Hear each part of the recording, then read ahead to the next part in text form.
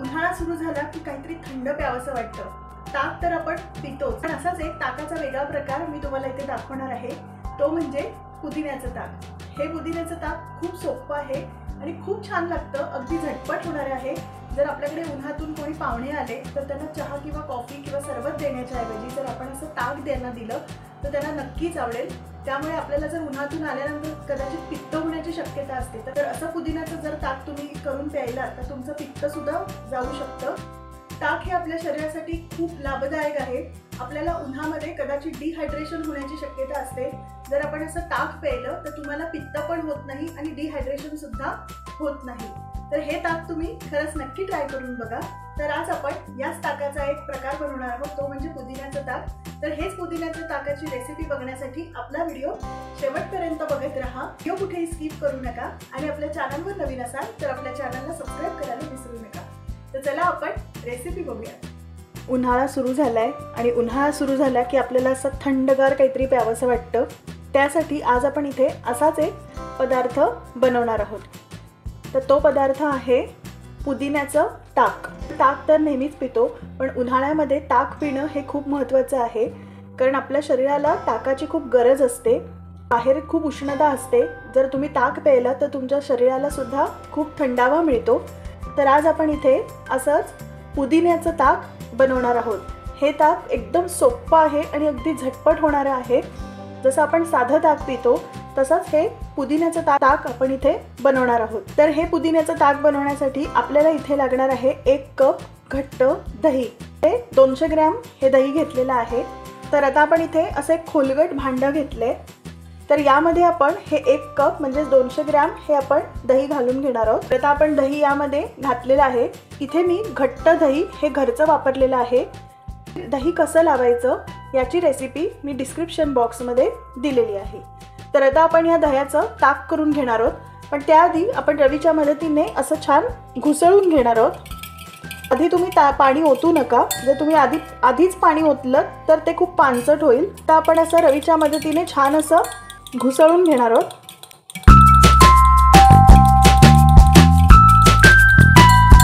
हे बघा, आपलं इथे छान असं घुसळून झालेलं आहे।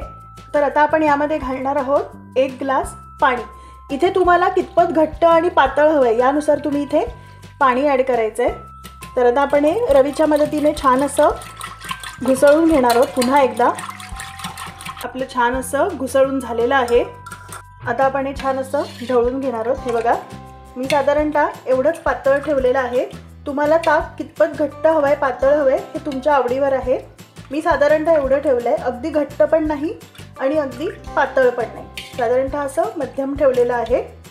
जास्त पाणी घातलं तर ताक हे पानसट होऊ शकतं, तर त्यामुळे हलकंसं घट्टसर ठेवणं महत्त्वाचं आहे। तर आता आपलं इथे ताक तयार झालेलं आहे। तर आता आपल्याला पुदिन्याचं ताक बनवायचं आहे। तर त्यासाठी आपल्याला जो लागणारा मसाला आहे तो आपण तयार करून घेऊया। तर आता आपल्याला पुदिन्याचं ताक बनवण्यासाठी जो लागणारा मसाला आहे तो आपण बनवून घेणार आहोत। तर त्यासाठी आपल्याला इथे लागणार आहे 1/4 कप स्वच्छ धुवून घेतलेली कोथिंबीर, अर्धा इंच आल्याचा तुकडा, 2 हिरव्या मिरच्या। इथे तुम्ही मिरचीचं प्रमाण कमी जास्त करू शकता, मला हलकंसं तिखट हवं आहे म्हणून मी इथे 2 वापरले, तर तुम्ही कमीसुद्धा करू शकता। आणि एक टेबलस्पून जिरं आणि 1/4 कप स्वच्छ धुवून घेतलेली पुदिन्याची पानं। तर आता आपण हा सर्व मसाला वाटून घेणार आहोत। तर इथे मी मिक्सरचं भांडं घेतलं आहे। तर यामध्ये आता आपण हा सर्व मसाला घालून घेणार आहोत।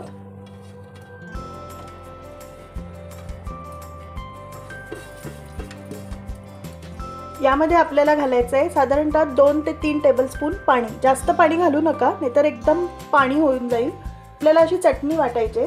तर आता आपण हे वाटून घेऊया। हे बघा, आपली इथे मस्त अशी चटणी छान वाटून झालेली आहे, तुम्हाला दाखवते।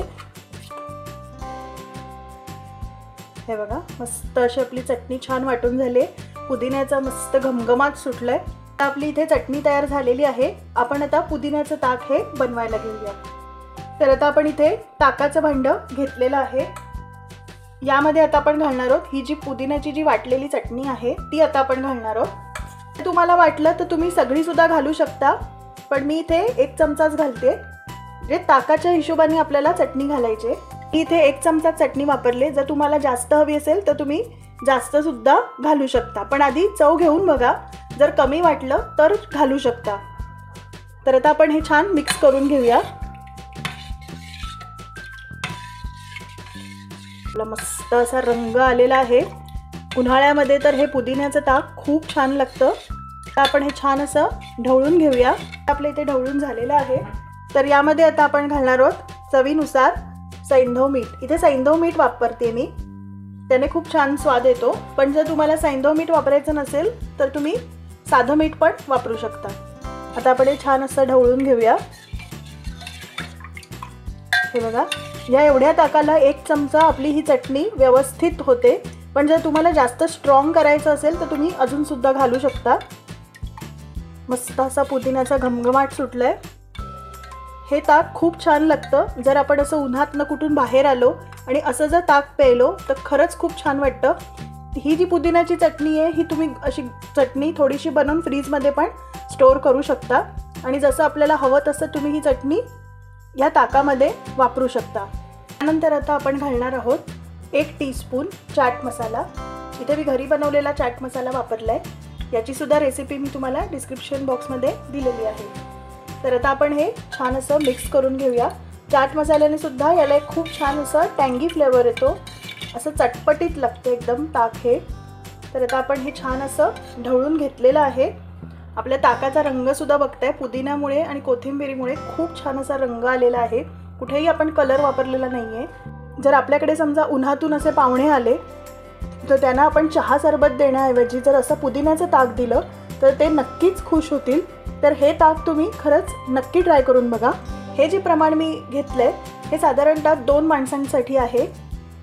तर आता आपलं इथे पुदिन्याचं ताक हे तयार झालेलं आहे।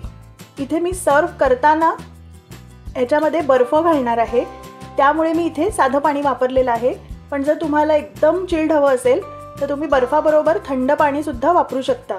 तुम्ही हे ताक बनवून असं फ्रीजमध्ये ठेवा, आणि जर उन्हातून आपल्याकडे पाहुणे आले किंवा आपण स्वतः जर कुठून बाहेरून आलो तर हे ताक आपण खरंच नक्की पिऊ शकतो, आणि आलेल्या पाहुण्यांना सुद्धा तुम्ही हे देऊ शकता। तर आता आपल्या इथे पुदिन्याचं ताक हे तयार झालेलं आहे।